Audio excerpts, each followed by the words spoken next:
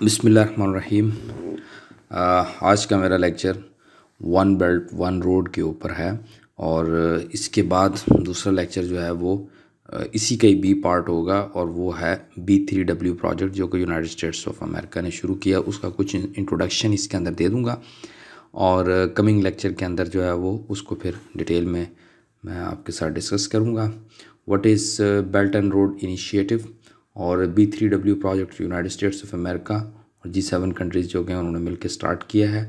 और इसके अंदर जो है वो हम जो चीज़ें डिस्कस करेंगे वो मैं आपके साथ कर लूँगा। सबसे पहली चीज़ जो कि हमें अंडरस्टैंड होनी चाहिए वो ये है कि सिल्क रोड, ये जो मतलब पुराना सिल्क रोड था उसका क्या कॉन्सेप्ट है, उसके बारे में मैं आपको थोड़ा सा डिटेल से बताता हूँ। चीन के अंदर एक डायनेस्टी थी, उसको कहते हैं हन डायनेस्टी सॉरी। इसका टेन्योर रहा है 206 BCE से 220 CE। इसके दौरान जो है वो जो ट्रेड नेटवर्क है वो बढ़ा और वो ट्रेड नेटवर्क जो है वो ईस्ट चाइना से लेके यानी कि चाइना से लेके वो मगरिब तक जाता था ट्रेड सेंटर, और जिसकी कनेक्टिविटी होती थी अफ़गानिस्तान से यानी कि सेंट्रल एशियन स्टेट से, जिसमें आज Afghanistan, Kazakhstan, Kyrgyzstan, Tajikistan, Turkmenistan, Uzbekistan और मॉडर्न डे पाकिस्तान और इंडिया टू द साउथ। ये इसको मैं ज़रा मैप में दिखाता हूँ आपको ज़रा। ये देखें, चाइना से ये सारी कनेक्टिविटी होती थी। ये जो ओल्ड सिल्क रोड था ये अफ़गानिस्तान इसमें था और उसके बाद फिर ये तुर्कमानिस्तान, उज़्बेकिस्तान और ये फिर आहिस्ता आहिस्ता जो है वो यूरोप तक, जिसमें आज पाकिस्तान भी शामिल है और इंडिया भी शामिल है, और ये होता हुआ यूरोप तक जाता था। तो इसके जो रूट्स थे वो तकरीबन 4000 माइल्स टू यूरोप की तरफ थे। सेंट्रल एशिया जो है वो इसको फर्स्ट वेव ऑफ ग्लोबलाइजेशन भी कहा जाता है। सेंट्रल एशिया को उस वक़्त ये फर्स्ट वेव ऑफ ग्लोबलाइजेशन था और ग्लोबलाइजेशन के ऊपर जो है वो मैं डिटेल का मेरी वेबसाइट के ऊपर पड़ा हुआ है लिंक, आप वहाँ पर उसमें जो है वो ग्लोबलाइजेशन को पढ़ सकते हैं। इससे क्या होता था, ये ईस्टर्न और वेस्टर्न मार्केट्स जो है वो सेंट्रल एशिया कनेक्ट करता था। मैंने एक लेक्चर बनाया था सुल्तान महमूद गज़नवी के ऊपर। सुल्तान महमूद गज़नवी ने भी कहा था कि जो आदमी सेंट्रल एशियन स्टेट पे कंट्रोल रखता है, वो जो यहाँ से ट्रेड गुजरती थी उस वक्त जो फर्स्ट वेव ऑफ ग्लोबलाइजेशन थी उसको वो कंट्रोल करते थे, उसके ऊपर टैक्स वगैरह लगाते थे, अच्छी खासी अर्निंग लेते थे। तो पाकिस्तान भी इस वक्त जिसको gate of central Asia state कहा जाता है वो यही कुछ ही करने जा रहा है यहाँ पर इस प्रोजेक्ट के अंदर।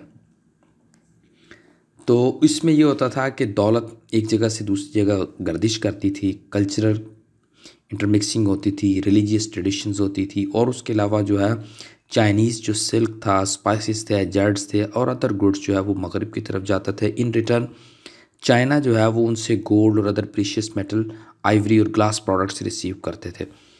ड्यूरिंग फर्स्ट मिलेनियम, जिसको पहला हज़ार साल भी कहते थे, उस वक़्त ये अपने टॉप के ऊपर थी और जो लीडरशिप थी उस वक़्त first Roman Byzantinian empires on Tang dynasty थे। थांग डायनेस्टी का पीरियड जो है वो चाइना में 618 से 907 तक रहा होगा। और दूसरी बात यह है कि जो भी शख्स चाइना में आता है तो उसको चाइना के कल्चर पढ़ाने के लिए एक सब्जेक्ट पढ़ाते हैं। उसमें आपको अगर किसी को इत्तेफाक हो तो आने का यहाँ पर, वो इनको पढ़ेगा। ये जो डायनेस्टीज़ के मैंने अभी 2 नाम लिए हैं तो वो इनको डिटेल में पढ़ेगा। उसके अलावा सेंट्रल एशिया स्टेट जो है जिसको फर्स्ट वेव ऑफ ग्लोबलाइजेशन मैंने बताया है, लेकिन जैसे ही क्रूसेड स्टार्ट हुई हैं और ये मंगोल ने एडवांसमेंट की है सेंट्रल एशियन स्टेट के अंदर, क्रूसेड्स के ऊपर भी मैं एक लेक्चर बनाऊंगा जिसमें ये सुल्तान नूरुद्दीन जंगी वगैरह का जिक्र आएगा। अच्छा, इन्होंने क्या किया जी, ट्रेड को डिस्टर्ब किया, सेंट्रल एशियन की कनेक्टिविटी ख़राब हुई और आज जिस वक्त सोवियत यूनियन टूटा है और आज आप देख लें कि ये इकोनॉमिकली आइसोलेट हैं ईच अदर, एक दूसरे के साथ। तो ये हिस्ट्री ऑफ सिल्क रोड थी। तो उसके बाद नेक्स्ट स्लाइड में मैं आपको बता देता हूँ, मैं फेसबुक पर फॉलो का भी लिंक मैं आपको प्रोवाइड कर दूंगा और उसके अलावा मैंने एक क्विज़ रखा है, इसके अंदर 30 MCQs हैं गालिबन उसके अंदर, तो वो सब के लिए हेल्पफुल है। तो आप उसको जो है वो ऑनलाइन क्विज़ आप उसको प्रैक्टिस करें तो, और एट द एंड आपको रिज़ल्ट मिल जाएगा उसके अंदर। और इसी का जो रिटन मटेरियल है, यानी कि आप इसको अगर लिखे हुए में पढ़ना चाहते हैं तो वो मैं इसका लिंक दे दूँगा इस वन बेल्ट वन रोड का, आप इसको वहाँ पर डिटेल में पढ़ सकते हो। अब हम बात करते हैं कि what is one belt one road, क्या चीज़ है ये। चीन के जो प्रेसिडेंट थे शी जिनपिंग, इन्होंने एक इनिशिएटिव लिया। ये इनका एक विज़िट था 2013 में, ऑफिशियल विज़िट किया था इन्होंने कज़ाकिस्तान का और इंडोनेशिया का इन्होंने 2013 में। और ये दो तरफा यानी कि दो पहलू थे इसके। एक ये overland silk road economic belt बनाना चाह रहे थे, यानी कि ज़मीनी रास्ता। दूसरा था मैरीटाइम सिल्क रोड। अब जो मैरीटाइम सिल्क रोड था, इन दोनों को मिलाकर, ओवरलैंड सिल्क रोड को और मैरीटाइम सिल्क रोड को, ठीक है, ये दोनों को मिलाकर इन्होंने one belt one road initiative कहा। लेकिन बाद में जिसको हम जो है वो BRIB कहते हैं, बेल्ट एंड रोड इनिशिएटिव। आप देखें कि इस बेल्ट एंड रोड इनिशिएटिव के तहत अफ्रीका में बहुत इन्वेस्टमेंट हो रही है और अफ्रीकन स्टूडेंट्स को चाइना में भी आने का बहुत ज़्यादा मौका दिया है जा रहा है। मैंने कई अफ्रीकन से यहाँ से पूछा है तो उनके मुल्क में चीन इस वक्त बहुत डेवलपमेंट कर रहा है। तो इसमें असल में तारीख़ का ये इसलिए सब बहुत बड़ा प्रोजेक्ट है, ये रिवाइवल है। आप देखें कि ओल्ड सिल्क रोड की ये रिवाइवल है। इसमें ये है कि 3 बर्रे आज़मों को ये कनेक्ट कर रहे हैं और आबादी भी वहीं पर है। एशिया में आबादी ज़्यादा है, अफ्रीका में आबादी ज़्यादा है और यूरोप में है। बाकी तो आबादी दूसरे बर्रे आज़मों में तो इतनी नहीं है, लेकिन रिसोर्सेज भी यहीं पर पड़े हुए हैं इन्हीं बर्रे आज़मों में से। तो चीन ने ये बहुत बड़ा प्रोजेक्ट किया है। और चीनी, मैं जितने भी यहाँ पर चाइनीज़ लोगों से मिलता रहता हूँ, आप देखेंगे वो इतना जंगों वंगों से डरते हैं। वो कहते हैं हमारा काम ही नहीं है, वो जस्ट तिजारत, बस बिज़नेस करते हैं, कोई नौकरी चौकरी नहीं है, जस्ट जो है डू देयर बिज़नेस, कारोबारी लोग हैं ये, ठीक है। तो हमें भी, पाकिस्तानियों को भी चाहिए कि हम एंटरप्रेन्योरशिप करें और उससे रिलेटेड चीज़ें सोचते रहें। और इसके अलावा मैं आपको एक और चीज़ बता दूं कि मैंने एक और नया जो है वो सिस्टम शुरू किया है, जिसमें हम चाइना के अंदर लोगों को हेल्प करेंगे एक नए इनिशिएटिव लेने के ऊपर। यानी कि आपको चाइनीज़ सिस्टम से इंट्रोड्यूस करवाऊंगा। मैंने नया चैनल बनाया, पाक चाइना ट्रेड, वेबसाइट भी बनाई है pakchina.trade के नाम से, और फेसबुक के ऊपर पेज भी बनाया है। तो उसमें हम चाइनीज़, लेट्स सपोज इलेक्ट्रिसिटी के मैं मीटर की बात करता हूँ कि हम पाकिस्तान में बिजली कैसे का बिल कैसे देते हैं और चाइना में हम कैसे देते हैं और उससे कितने हमें बेनिफिट्स हो सकते हैं। तो ये चीज़ें इंशाल्लाह ताला मैं जो है वो चाइना में चाइनीज़ लोगों के साथ मिलकर एक टीम में स्टार्ट कर रहा हूँ। तो उससे पाकिस्तानी लोगों को हेल्प होगी। मतलब जो आदमी, अगर किसी को जॉब नहीं मिलती, ज़रूरी नहीं है कि आपने सिविल सर्वेंट ही बनना है या आपने PMS ही करना। अगर नहीं भी होता तो इट्स ओके, कोई मसला नहीं है। तो उसके साथ आप दूसरी चीज़ें कर सकते हैं। आप देखें, पाकिस्तान का मेरा ख्याल इतना कर्जा नहीं होगा जितने का फेसबुक मालिक है। एक इनिशिएटिव यानी कि एक एंटरप्रेन्योरशिप किया हुआ जितने का जेफ बज़ मालिक है, ठीक है। ये जो अमेज़ोन वाले हैं, इस तरह के आपको आइडियाज़ करना चाहिए। इस तरह के तरीके जो है वो मैं पाकिस्तान के अंदर हम वीडियोस के ज़रिए इंट्रोड्यूस करवाएंगे ताकि लोगों को नई थिंकिंग मिले सोचने की। ये पूरी कौम जॉब के चक्कर में लगी हुई ना, इससे बाहर आए। उसके अलावा ये नेक्स्ट हम देखते हैं कि OBR के ये जो प्रोजेक्ट्स हैं, ये वन बेल्ट वन रोड के कौन कौन से इसके अंदर प्रोजेक्ट शामिल हैं।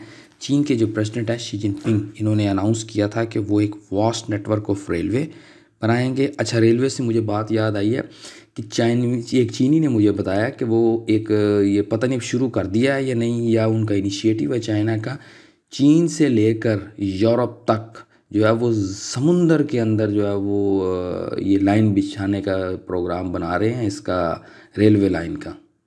ये बहुत बड़ा दुनिया के अंदर प्रोजेक्ट, पता नहीं कितने बिलियन डॉलर का ये मंसूबा है।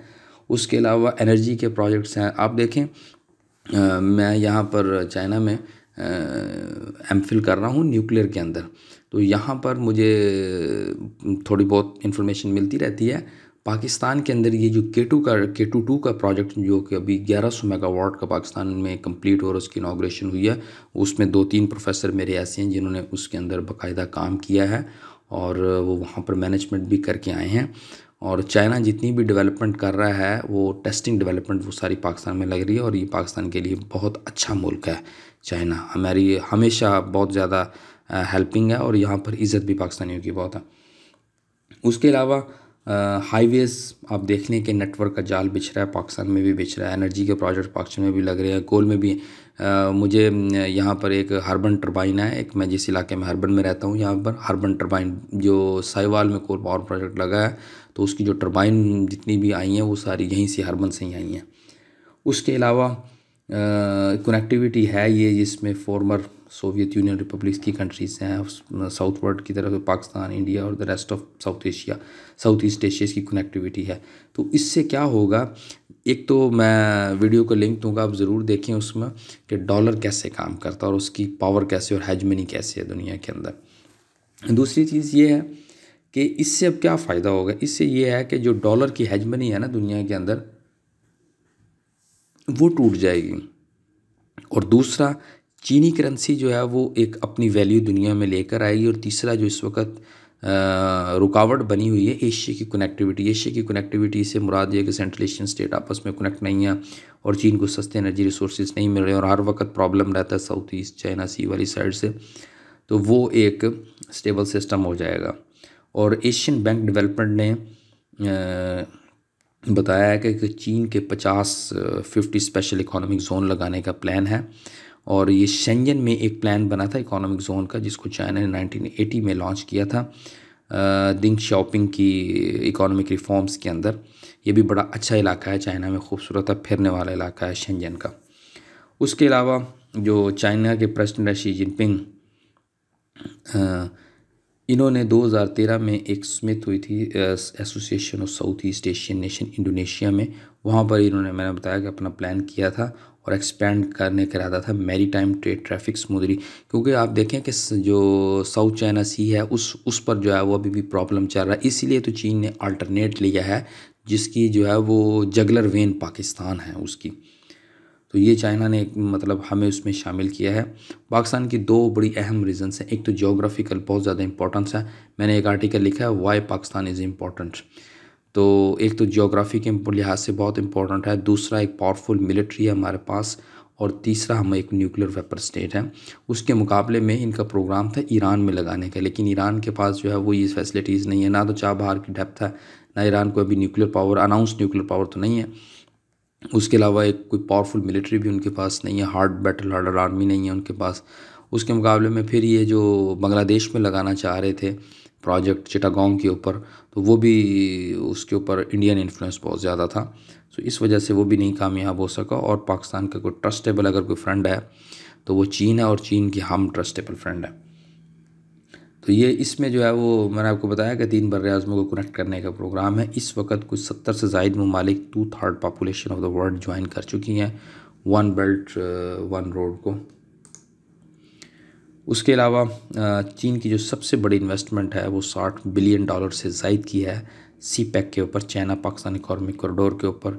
इसमें जो है वो ये गवादर पोर्ट जो है, और जो कि अरेबियन सी के बिल्कुल पास है, और अरेबियन सी से बहुत जल्दी चाइना जो है वो इंडियन ओशियन के अंदर एंटर हो सकता है। तो ये चीन का इस वक्त प्रोग्राम है, 200 से ज़ायद बिलियन डॉलर प्रोजेक्ट्स के ऊपर लग चुका है। और एशियन बैंक डेवलपमेंट ने कहा है कि 1.2 ट्रिलियन से 1.3 ट्रिलियन डॉलर का चाइना का प्रोग्राम है 2027 तक। उसके बाद अब आते हैं नया के ऊपर, इसका alternate United states of America ने दे दिया है। पहले तो एक बिली डॉट नेटवर्क आया था, उसका भी मैं लिंक दे दूंगा, मैंने उसके ऊपर लेक्चर भी बनाया हुआ है बिली डॉट नेटवर्क के ऊपर, मैं उसकी डिटेल में नहीं जाना चाहता। वन बेल्ट वन रोड के मुकाबले में B3W आया है, जिसको बिल्ड बैक बेटर वर्ल्ड कहते हैं। जो थर्ड वर्ल्ड कंट्रीज़ हैं, मिडिल इनकम वाले कंट्रीज़ हैं, उनके लिए ये प्रोजेक्ट एक अफर्मेटिव इनिशिएटिव है, जिसको इंफ्रास्ट्रक्चर डेवलपमेंट करनी है मिडिल इनकम या डेवलपिंग कंट्रीज़ की। President of United states of America जो बाइडन और 7G7 जिसको ग्रुप ऑफ 7 कहते हैं, इसमें Canada, France, Germany, Italy, Japan, United kingdom and the United states, ये 7 ममालिक शामिल हैं। ये इस बात पर मुत्तफिक हुए हैं कि हम एक बोल्ड इनिशिएटिव ग्लोबल इंफ्रास्ट्रक्चर के लिए लेते हैं, जिसमें हम बिल्ड बैक बेटर वर्ल्ड यानी कि B3W जिसको कहते हैं, इसके ज़रिए हम दुनिया की अगेन डेवलपमेंट करेंगे। और जो कि कोविड-19 की वजह से एक्सरबेटेड हो गई थी या डिस्टर्ब हो गई है, तबाह हुई है, जो भी है, उसमें हम value drive, high standard, transparent infrastructure से मुराद होता है कि आप जब भी कोई बिडिंग करते हैं दूसरी कंपनियां ब्लैक लिस्ट ना हो, इस तरह के प्रॉब्लम ना हो, जिनका हक बनता है उनको देना, ठीक है जी। स्पेशल आप मोनोपोली नहीं कर सकते हैं, ठीक है जी। और ये चीन का तो 1.2 से 1.3 ट्रिलियन डॉलर का प्रोजेक्ट है 2027 तक। इनका जो प्रोजेक्ट है वो 40 ट्रिलियन डॉलर का इंफ्रास्ट्रक्चर है। सो देखते हैं कि अब क्या होता है। मैं अक्सर जो कह रहा हूँ कि 2025 से पहले पहले खित्ते के अंदर जो है वो एक तबाही लाने का प्रोग्राम बन रहा है और आहिस्ता आहिस्ता ये उसकी तरफ मूव कर रहे हैं। सो इंशाल्लाह ताला नेक्स्ट लेक्चर में मैं डिटेल से B3W के ऊपर जो है वो लेक्चर बनाऊंगा। और लेक्चर को सुनने के लिए शुक्रिया, थैंक यू वेरी मच। और तमाम कि मैं लिंक्स नीचे प्रोवाइड कर दूंगा, so you can read in detail.